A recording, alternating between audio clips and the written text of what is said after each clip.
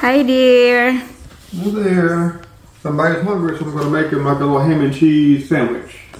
Ham and cheese sandwich? Yeah, that's for the snacks of Matthew. Yeah, and I'll melt this sandwich. Cheese on there. Ayan ang Daddy Tim. Snacks yan ni Matthew, mga kadanay. Let it melt. How many minutes? It's just a few seconds, so just to melt the cheese. Oh, okay. That's probably good about here. It's nice and melted. It's melted. Okay. And then we just add some ham slices. That's the snacks of Matthew. Sandwich. Fold it over like a sandwich. And it's ready. Tada, tada. Tada. Here's your sandwich. Sandwich of Matthew. Go ahead, Matthew, and eat. Okay, come on. Keep on. You have sandwich from Daddy. You want some chips? With some chips to go with it? No, I'm good. You're good? You want some No, I want my sea salt chips? No, I want. Which one? Which one, Matthew? The sour cream and onion. Okay. Is that what this is? Sour cream and onion? Okay. There's some chips. Eat your ham and cheese for protein. There's some protein in there. Did you eat all your food earlier, Matthew? Good.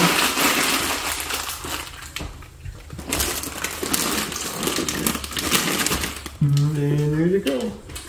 Eat your sandwich too. Let me get you some water.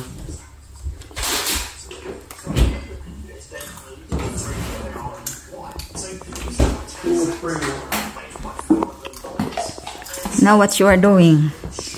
Are you gonna give it to him the water? Right here.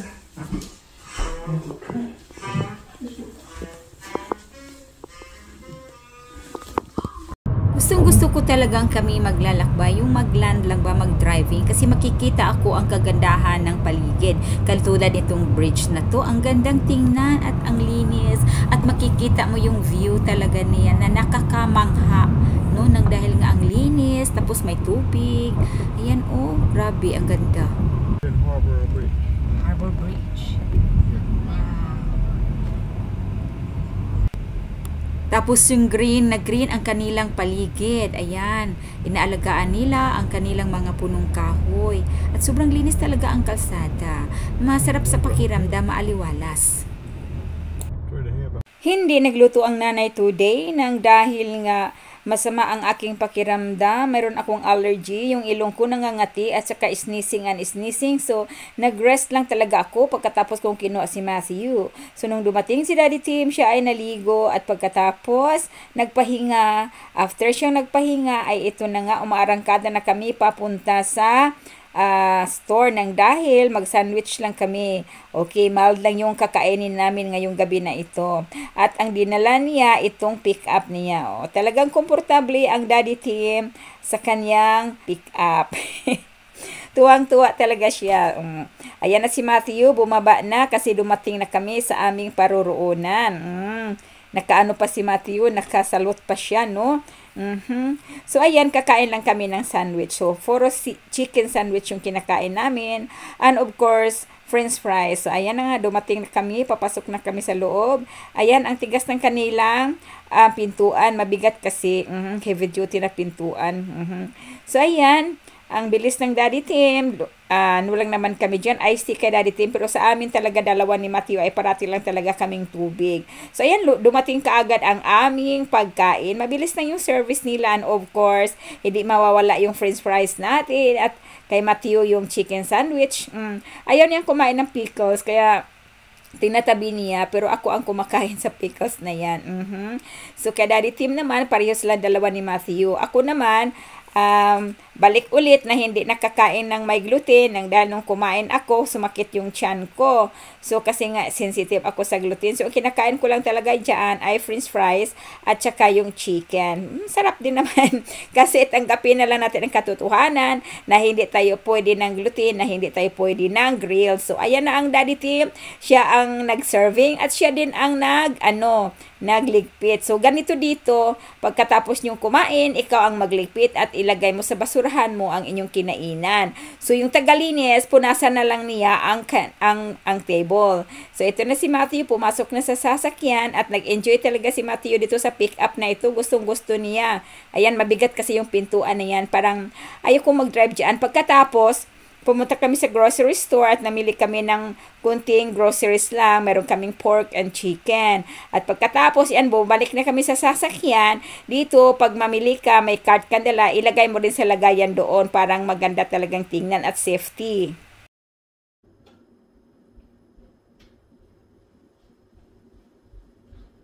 Good morning!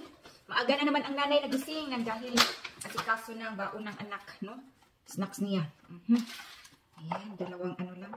Kasi pinadalhan ko siya ng cracker. Ayan. Importante mga kananay na dalhan siya ng tubig. May ako mga kananay, may allergy cold. Sinisipon ako. Tapos sneezing. And then ang ilong. Uy, Ginoo. Yung isnis mga kananay na hindi naman tapos-tapos. Tapos yung ilong ko, pag nakahiga ako, tumulo na lang. Nakaganyan ako, tumulo. Yung hindi ko nga malayan. Dalawa lang ito mga kananay. Either may allergy or tumatanda na. Joke lang mga kananay.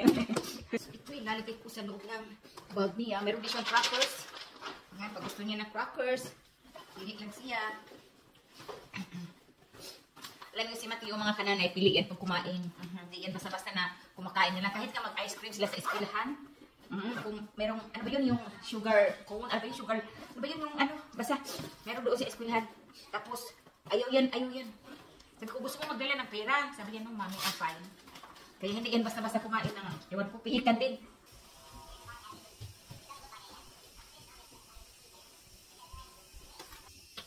Malamig na yung umaga namin mga nanay. Kailangan na talaga na mag-jacket. Ayan, balot na kami. Dahil malamig na. Bago natulog si Daddy Tim kagabi, pinaalalahanan kami. Sabi niya, dear, tomorrow dear is malamig. Kailangan mag-jacket kayo. Ayan, magsuot daw ng warm. So ito naman yung gusto lang niyang kainin. Aga pa kasi mga kalanay ko. Alam niyo ba ito mga kalanay, ginagawa ko itong snack. Masarap. Tapos nag-boom-boom. Ayaw niya lagyan ng milk.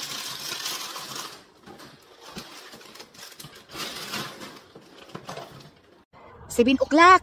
Ay, madilim pa sa amin. Ayan. 7 o'clock na. Malamig na ang panahon. Pumapasok na sa aking ilong ang kalamigan. Okay, go ahead. And then buckle up.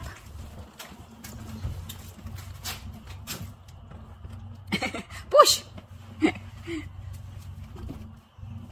Okay. So, ito. Ilagay ko tong bag ni Matthew dito. Careful, okay? Okay, here. Love you. I start. Okay. Ready? Yeah. Mommy is backing up. Hold it tight. Mommy is driving. Okay. Very tight. Mommy park very tight. Okay. Whoops. Oops. Oopsie, oopsie. Let's see because they have other car in our behind. They have pick up. Okay. A ram, you mean? Okay. Tingnan natin. Ayan. Crowded dito mga nanay kay naamin eh. Pick up diri mga nanay nga nakapark put. Alright. Kailangan marunong talaga tayo.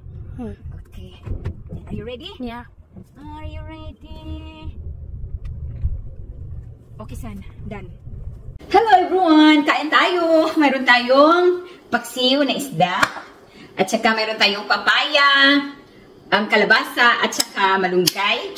And of course, mayroon akong inihaw na tuyo na sunog-sunog na. Kain tayo mga nanay! Ayan, kita ba ninyo?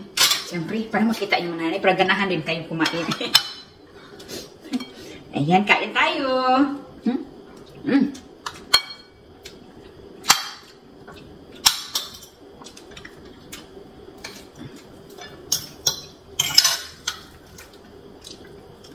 Sarap ng tuyo.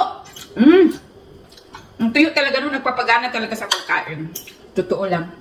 Nagpapagana ng appetite natin.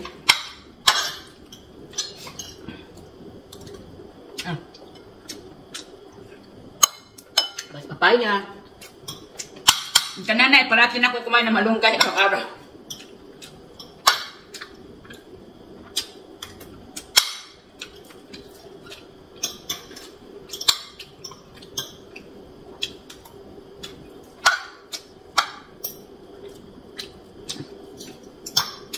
Lumalamig na yung panahon namin dito ngayon. Umaga. Kaya parati na naka-jacket.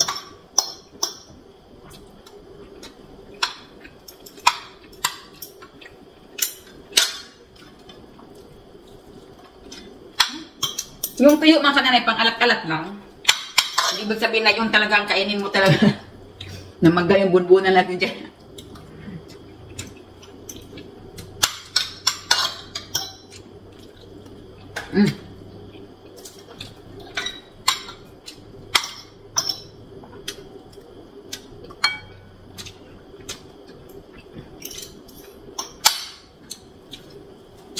Harap ng paksiw mga kananay, maraming sibuyas.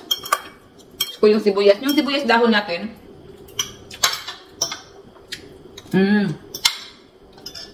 Food is life.